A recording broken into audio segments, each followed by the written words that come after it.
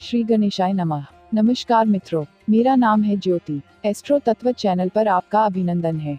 और अभी तक आपने चैनल को सब्सक्राइब ना करा हो तो कर ले, जिससे आपको अपडेट मिलते रहे। आज इस वीडियो के माध्यम से हम सभी जानते हैं स्त्रियों के लिए बेहद खास ऋषि पंचमी। जाने क्या है पूजा का शुभ मुहूर्त, विधि और कथा। प्रत्येक वर्ष गणेश चतुर्थी व्रत के अगले दिन और हरतालिका तीज व्रत के ठीक दूसरे दिन यानी कि भाद्रपद की शुक्ल पंचमी को ऋषि पंचमी का व्रत रखा जाता है। यह व्रत महिलाओं के लिए बेहद खास माना गया है।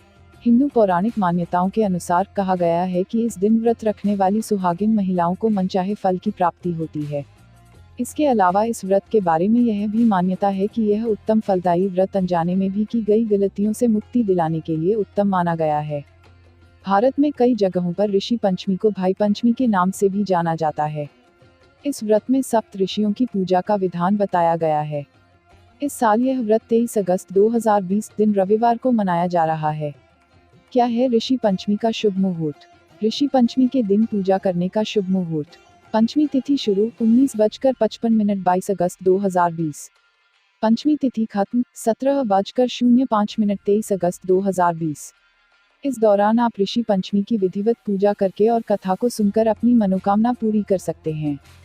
ऋषि पंचमी की पूजा के दौरान करें इन मंत्रों का जाप।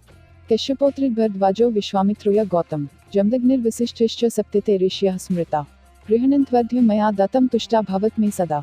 ऋषि पंचमी पूजा विधान। इस दिन भी सुबह स्नान आदि करने के बाद पूजा करने का नियम निर्धारित किया गया है। इस दिन घर की साफ सफाई के बाद 7 ऋषियों के साथ देवी अरुंधति की स्थापना करनी चाहिए। हो सके तो इस दिन की पूजा में हल्के पीले रंग के वस्त्र पहने। पूजा शुरू करने से पहले पूरे घर में गंगाजल छिड़कर अगरबत्ती या धूप बत्ती जलाएं। सप्त ऋषियों की तस्वीर के सामने जल से भरा हुआ एक कलश रख दें। सप्त ऋषि को धूप दीपक इत्यादि दिखाकर उन्हें पीले फल फूल और मिठाई अर्पित करें। इसके बाद सप्त ऋषियों से अपनी किसी भी गलती की माफी मांग लें और दूसरों की मदद करने का संकल्प लें। इस पूजा में कथा कहना या सुनना अनिवार्य है। इसके बाद आरती करें और सभी लोगों में प्रसाद वितरित करें। पूजा करने के बाद अपने घर के बड़े बुजुर्गों के चरण स्पर्श करके उनका आशीर्वाद लें। ऋषि पंचमी व्रत का महत्व। इस व्रत के बारे में ऐसी मान्यता है कि यह व्रत अगर सच्ची आस्था और निष्ठा के साथ किया जाए तो इंसान के जीवन के सारे दुख अवश्य ही समाप्त हो जाते हैं। इसके अलावा अविवाहित युवतियों के लिए यह व्रत विशेष फलदायी माना जाता है। इस दिन हल से जोते हुए किसी भी अनाज का सेवन वर्जित माना जाता है। साथ ही इस दिन गंगा स्नान का विशेष महत्व भी बताया गया है। ऋषि पंचमी व्रत कथा। प्राचीन समय में विदर्भ देश में उत्तंक नामक एक सर्वगुण संपन्न ब्राह्मण रहता था। ब्राह्मण की पत्नी सुशीला बेहद ही पतिव्रता थी। इस ब्राह्मण दंपति का एक पुत्र और एक पुत्री थी। बेटी का विवाह तो हुआ, लेकिन कुछ ही समय में वो विधवा हो गई। इस बात से दुखी ब्राह्मण दंपति अपनी बेटी के साथ गंगा के तट पर चले गए और वहीं वो एक कुटिया बनाकर रहने लगे। एक दिन की बात है, जब ब्राह्मण की पुत्री सो रही थी तभी उसका शरीर कीड़ों से भर गया। बेटी की ऐसी हालत देखकर ब्राह्मण की पत्नी हैरान परेशान होकर अपने पति के पास पहुंची और उनसे पूछा कि ऐसा क्यों हो रहा है। अपनी पुत्री की इस समस्या का हल खोजने के लिए जैसे ही उत्तंक समाधि में बैठे उन्हें पता चला कि पूर्व जन्म में भी वह कन्या उनकी ही पुत्री थी और उसने रजस्वला होते ही बर्तन छू लिए थे। इसके अलावा उसने इस जन्म में भी ऋषि पंचमी का व्रत नहीं किया और इन्हीं सब वजहों से सके शरीर में कीड़े पड़ गए हैं।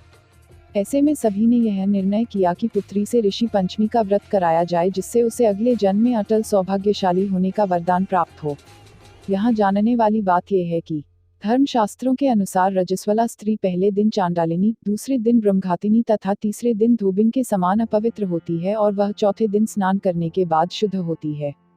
अपने पिता की आज्ञा से पुत्री ने विधि विधान से ऋषि पंचमी का व्रत एवं पूजन किया।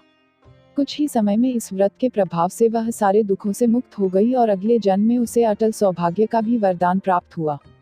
आशा करते हैं आज आपको कुछ नया जानने का अवसर मिला होगा। तो मित्रों, हमारे चैनल एस्ट्रो तत्व में दी गई ये जानकारी आपको कैसी लगी, हमें कमेंट कर बताएं। चैनल को लाइक, शेयर और सब्सक्राइब करें और हाँ, घंटी वाले आइकॉन को भी दबाएं। और चलते चलते खुश रहें, मस्त रहें, आबाद रहें, स्वस्थ रहें। धन्यवाद मित्रों।